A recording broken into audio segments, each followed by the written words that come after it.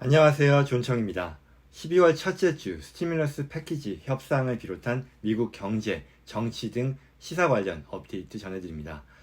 오늘은 이 스티뮬러스 패키지 협상이 현재 급물살을 타고 있다라는 그런 소식 전해드리고요. 그리고 이에 대한 상하원 의원들을 포함해서 여러 정책 당국자들이 어떤 얘기들을 하고 있는지 그 움직임에 대해서 살펴보겠습니다.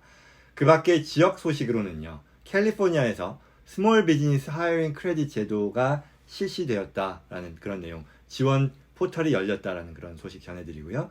그리고 PPP 탕감 규정에 대한 IRS의 발표가 최근 다시 있었다라는 그런 내용 전해드리겠습니다. 시작하기 전에 저희 커뮤니티 오늘도 저희 채널 찾아주셔서 고맙습니다. 저희가 제공해드리는 정보가 도움이 되기를 바라고요. 아직 구독하지 않은 분들께서는 구독하시기를 권유해드립니다. 그리고 라이크 버튼, 밑에 라이크 버튼 항상 누르는 것도 잊지 말고 해주시기를 부탁드립니다. 그럼 시작해 보겠습니다.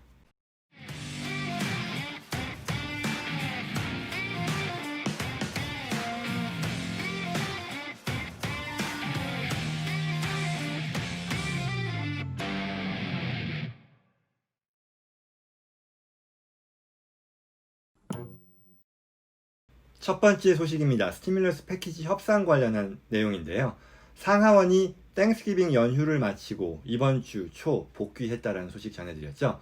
그러면서 이제 바로 엊그저께 화요일이었습니다. 12월 1일 중도적인 양당 상원 의원 10명으로 구성된 어떤 초당파 의원들의 모임에서 새로운 9,080억 달러 규모의 스티뮬러스 패키지 법안 초안을 언론에 공개했습니다. 말하자면 이 내용은 기존의 그 민주당의 법안 그리고 공화당의 입장을 비교했을 때 절충하는 그런 절충안 정도가 될 것으로 보이는데요. 규모 면에서도 1조 달러를 다소 하회하는 그런 수준인 거죠. 내용을 구체적으로 살펴보면요. PPP, 스몰 비즈니스에 대한 PPP 프로그램에 대해서도 대략 2,800억 불 정도를 할당을 했고요. 주정부와 지방정부에 대한 지원, 민주당 쪽에서 계속해서 강조했던 그런 사안인데요. 이 목적으로도 1,600억 달러를 할당했습니다. 그리고 실업급여 지원에 대한 부분 1,800억 달러를 할당했는데 이건 대략 현재 실업급여를 받는 사람들에 대해 주당 300불씩 추가해서 4달 정도를 제공할 수 있는 그런 금액이라고 보면 되겠고요. 그리고 공화당에서 주장하던 그 라이빌리티 프로텍션에 대한 내용도 들어갔다고 합니다. 주목할 만한 점은 1,200불 스티뮬러스 체크가 들어가지 않은 주목할 만한 부분인데요.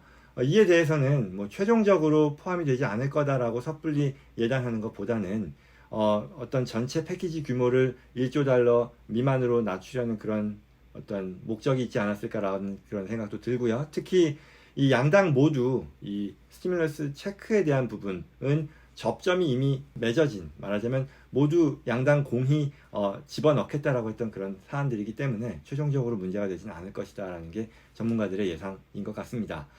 그리고 스티뮬러스 패키지 법안과 관련해 양당 간 논의가 급물살을 타고 있다는 소식은 제가 별도 영상으로 보내드렸는데요. 바로 어제 오전이었죠. 12월 2일 화요일 펠로시 의장과 척 슈머 의원이죠. 상원 의원, 소수당 원내대표인데요. 공동 조인트 스테이트먼트를 발표했고요. 이 내용이 보도자료를 통해 언론에 공개되었는데 이 내용은요. 지금 방금 이 민주당 지도부가 지금 방금 말씀드린 이 9천억 불 경기 부양안에 대한 지지를 표명한 것으로 보여지는 거죠. 이게 왜 큰 의미가 있냐면 뭐 많은 분들께서 아시다시피 민주당 지도부의 입장은 굉장히 강경했었던 거죠. 빅딜에 대한 거, 스몰 딜, 피스밀 딜 부분 뭐 합의할 수 있는 그런 부분에서 작게 시작하자, 여러 번 하자라는 것들이 공화당의 입장이었다면 민주당 지도부는 지난 뭐 오랜 기간 동안 대선 기간에 걸쳐서 거의 6개월 동안 2조 달러를 밑으로 내려가는 방안에 대해서는 완고하게 협의하지 않겠다라고 했었던 상황인데 이에 비해 지금 현재 앞서 말씀드렸던 9천억 불에 해당되는 부양안에 전향적인 자세를 보였다는 점에서 앞으로 어떤 그 협상에 있어서 물꼬가 트이지 않을까라는 그런 소식들, 그런 기대 섞인 바람들을 계속해서 언론에서 발표하고 있는 것으로 보입니다. 이와 더불어 12월 10일까지는요, 연방정부의 예산안을 통과시켜야 하는 그런 일정이 맞물려 있기 때문에 이 부분이 같이 진행되면서 뭐 바라건대 크리스마스 이전에 금년 중에 최종적인 스티뮬러스 패키지에 대한 통과가 기대되는 것 아닌가라는 그런 얘기를 하는 것으로 보입니다. 다음 소식입니다. 상원, 하원 이와 같은 협상과는 별개로 연방 준비제도 이사회, 페드죠. 그리고 재무장관, 그리고 전임 정부의 경제 관료 등 여러 실력자들이 스티뮬러스 법안을 통과하라라고 하는 그런 촉구를 계속해서 하고 있다. 그런 촉구들이 이어지고 있다는 그런 소식입니다. 재무장관과 연준 의장은 12월 1일 상원 은행위원회에 출석해서요. 코로나 급증 속에서 지금 중소기업들을 위한 어떤 재정 지원 필요성을 호소했다라고 하네요. 그래서 공통적으로 두 분 모두 공통적으로 의회가 뭔가 통과시키기를 촉구한다라는 점, 그리고 지금 현재 의회가 통과시키는 재정 지원이 결국 경제를 움직이는 데 도움을 줄 것이다라는 것, 과하게 하는 것이 덜 하는 것보다 더 낫다라는 이런 어떤 총론에 있어서는 공감대를 보이지만 강론에 있어서는 각자 차이를 보인다. 어떤 경기 침체의 앞으로의 전망이라던가 해법을 어떤 식으로 해야 되는지에 대한 강도, 방식에 있어서는 차이를 보인다라고 하네요. 그래서 재무장관 같은 경우는 현재 실업률 등 경기 회복을 보여주는 지표들이 계속해서 개선되고 있고, 또 그렇기 때문에 낙관적인 태도를 유지하는 것이고요.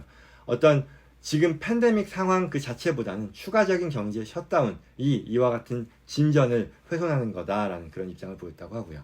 반면 연준 의장의 경우는 경제 전망이 굉장히 불확실한 그런 상황에서 비록 백신 개발이라는 희소식이 있지만 시기나 생산, 배포 이런 면에 있어서 불확실성이 여전히 있기 때문에 조속히 지원을 진행해야 되겠다는 그런 의견을 밝혔다는 거죠. 또한 이와 관련해서요, 오바마 행정부에서 선임 경제 비서관이었었던 어스턴 골스비라고 하는 분이 있는데, 이분이 이제 또 언론 그 기자회견을 통해서 작은 규모의 스티뮬러스 패키지를 민주당 지도부가 받아들여야 한다. 이건 스티뮬러스라고 하기보다는 말하자면 경제 지원책이라기보다는 긴급 재난 구제책, 긴급 재난 구제 패키지라고 보고, 결국 현재 연말 퇴거 위험에 쫓기고 있는 이런 세입자들, 파산 위기에 처한 이런 스몰 비즈니스에 대한 일시적인 구제책으로서 의미가 있으니 절반에 취하고 말하자면 그 나머지 절반은 나중에 강구하도록 하자라는 그런 제안을 했다는 소식이네요. 또한 이와 관련해서요, 최근 조 바이든 대통령 당선인이 경제팀 인선을 발표하는 자리에서 또 다음과 같이 발표했습니다. 차기 행정부의 경제팀은 이 무엇보다도 이 스티뮬러스 패키지를 어떤 식으로 준비할 것인지, 이 경제 회복과 코로나 문제를 해결하기 위해서 어떻게 의회에 제안할 것인지에 대한 고민을 하고 있다. 그래서 본인이 취임하기 전에 통과되는 어떠한 경기 부양책 또한 at best, it is just a start. 말하자면 기껏해야 단지 시작에 불과할 것이다 라면서 더 많은 대책을 내놓을 것을 약속했습니다. 이어서 그 자넷 이엘런 재무부 장관 지명자도 이제 긴급하게 조치를 취하지 않으면 경기 침체를 초래할 것이고 더 큰 피해로 이어질 것이기 때문에 시급히 움직이는 것이 필수적이다라고 강조했습니다. 다음 소식입니다. 이제 지역 뉴스일 텐데요. 캘리포니아에서 세넷 빌 1447이라고 해서요, 스몰 비즈니스 하이어링 텍스 크레딧이 통과가 됐고요. 이 통과된 법에 따라 12월 1일부터 지원을 필요로 하는 업체들이 실제 포털에 들어가서 지원할 수 있는 그런 그 과정이 열렸다라는 소식입니다.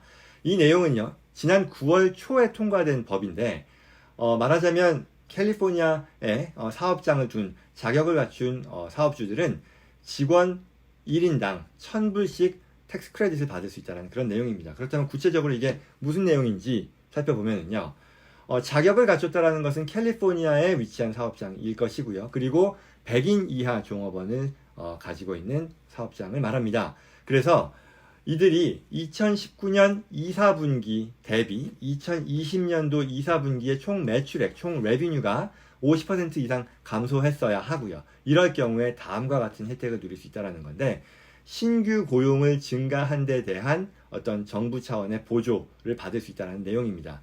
어떤 내용이냐? 금년이죠. 2020년 7월 1일부터 11월 말까지 3, 4분기, 4, 4분기 중에 12월 달이 빠지는 게 되겠죠. 그 기간 동안의 총 직원 수 대비 말하자면 2, 4분기죠. 2020년 4월 1일부터 6월 30일까지의 직원 수를 비교해서 늘어난 직원들에 대해서는 그 직원 1인당 1,000불씩을 고용주에게 텍스 크레딧의 형태로 혜택을 주고요. 이와 같은 텍스 크레딧은 고용주가 세일즈 텍스에 활용하거나 아니면 인컴 텍스, 소득세 신고하는데 개인이 됐건 아니면 법인이 됐건 활용할 수 있는 그런 식의 혜택으로 주어진다고 하네요. 그래서 이 내용이 지금 12월 1일부터 지원하는 포털이 열렸고요. 지금 밑에 자막에 저희가 그 웹사이트 주소를 같이 첨부해 드리겠습니다. 이거는 뭐 first come first serve base라고 1억 불의 예산이 지금 책정되어 있고요. 먼저 지원할수록 유리한 거겠죠. 당연히 예산이 소진될 때까지 받을 수 있는 거니까요.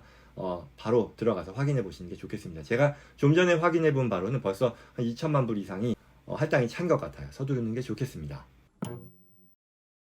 다음 소식입니다. 1차 PPP의 어떤 탕감과 관련해서 IRS의 입장이 다시 한번 발표되었는데요. 관심을 갖고 있었던 것이 PPP 론을 받고 탕감을 받았을 때 이 탕감액이 과세소득에서 빠지는 것이고요. 그리고 또한 이와 같은 탕감액에 사용된 자격을 갖춘 비용들이겠죠. 말하자면 급여, 뭐 유틸리티, 렌트 뭐 이런저런 것들이 들어갈 텐데 이와 같이 탕감액을 계산하는 데 사용된 비용이 세법상, 세무상 비용 처리될 수 있는지에 대한 사안이었었는데요. IRS는 기존의 입장, 말하자면 이 비용은 비용 처리할 수 없다라고 하는 기존의 입장을 다시 한번 확인했습니다.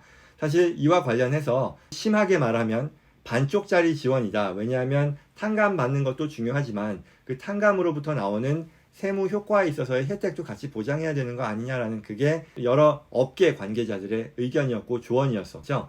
뭐 그런 이유로 상원에서도 이걸 탕감액에 대해 비용 처리를 세무상 공제해 주는 것 또한 법안으로 상정이 되기도 했지만 통과되지 않았었고요. 뭐 AICPA다, 뭐 은행연합회다 이런 곳에서 IRS 측에 뭔가 좀 전향적인 해석을 요청하는 그런 움직임이 있었는데요. 이에 대해서 다시 한번 아직까지 IRS는 그와 같은 비용 처리를 인정해 줄 의향이 없다라는 것을 발표했고요.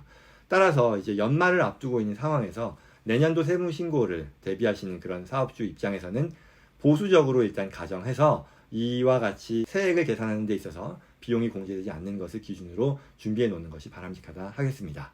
이상이 오늘 준비된 소식이었습니다. 도움이 되었기를 바라고요. 다시 한번 말씀드리지만 여러분들께서 해주시는 구독과 좋아요는 저희 채널, 저희 커뮤니티를 키우는데 큰 힘이 됩니다. 모쪼록 바로 버튼 눌러서 힘을 모아주시면 고맙겠습니다. 그럼 저는 다음 시간에 찾아뵙겠습니다. 고맙습니다.